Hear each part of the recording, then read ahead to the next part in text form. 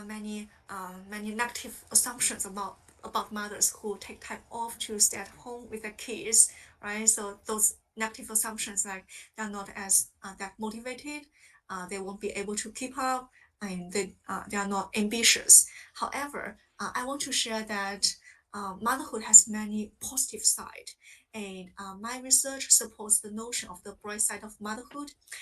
So my colleagues and I have published an article on the bright side of motherhood, and in this study we had many of the most inspirational talks, conversations with the working mothers in the service industry. So being a mother has empowered these people and also myself to learn many new knowledge and develop the new skills, abilities. So for example, being a mother can make me very good at multitasking, time management, can make me more resilient and perspective taking, and sometimes very tough. So I will.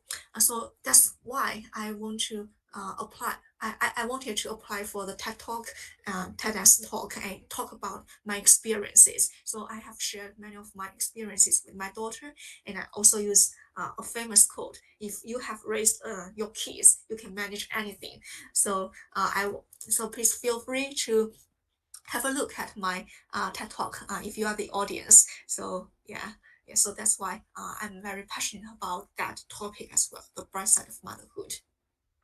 I think what I particularly took away from your talk, if I can sort of remember back to listening to it, was that you list these skills, but above all, I think the thing is that there's something beyond yourself. You realize, Mm, I think, as we mentioned at the beginning, with even the comparison between some of the UK culture and the Western culture is very individualistic, and I mm, think we can get too wrapped up in just trying to do everything for ourselves and pursuing our own happiness too much to oh, then neglect, for example, the beauty of raising a family. Because as soon as you do oh, that, you realize that your kids, your kids are more important than you are. I suppose you kind of it gives you that, mm, as you mentioned, perspective taking of mm, being able to place something above yourself, and that gives you so mm, much more purpose to what you do and so much more fulfillment. Because even if I'm not just talking about academia, but even if you get made redundant at work or something really negative happens in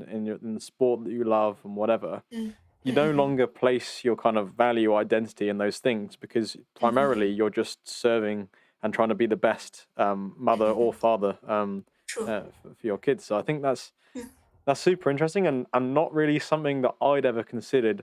Also, then circles back to helping someone in the workplace, but Mm, mm, that's how you've demonstrated as well. Is it helps you mm. overall as an individual Yeah. realize those things, and then obviously Yeah. it has that place at work.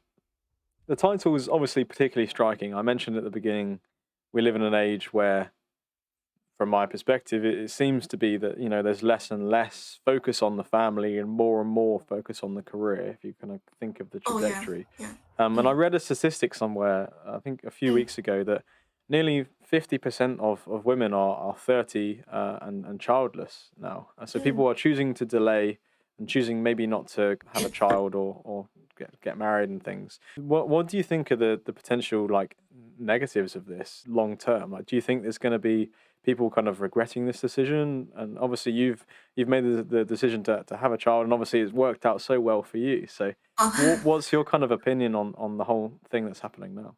Mm, it's very interesting to know these statistics, and I think it applies to men as well. So I've also have many female colleagues and male colleagues who are single and don't have a child, and I think choosing whether to have a child and how when to have a child is a personal decision, and we should fully respect and support that.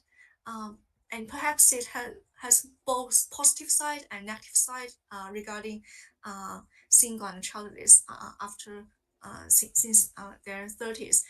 It's good because it means that you have more control. And now women have more control to determine whether to have a child. But it's also sad because you may feel lonely and you may regret your decision when you are in your 50s and 60s, when your menstrual cycle becomes an end. So that's menopause, right? So you may regret decision because you can no longer have a child. But however, I think it's totally a personal decision, and I totally respect how people choose their life. So yeah, I definitely echo those words on like a personal level. I mean, I'm not here trying to tell anyone yeah, that they're kind of making the wrong decision, but mm-hmm. you do have to encourage people, especially. Yeah, I think in general, people don't mm, look at their whole life and like the the whole context of life when they make a mm. decision. They might make more short term decisions, I think but so. but Yeah, when we look at our parents and grandparents, I mean, they live. When you get to maybe retirement age and things, they live vicariously through their children, and they love hearing what mm-mm. their children and grandchildren and get up to. And I think to choose kind of a personal pursuit and a career over that is Oh yeah. pretty. It's got to be a very good and Yeah, yeah, yeah. rewarding True, career. true. I think it's you need to make long-term decisions about this.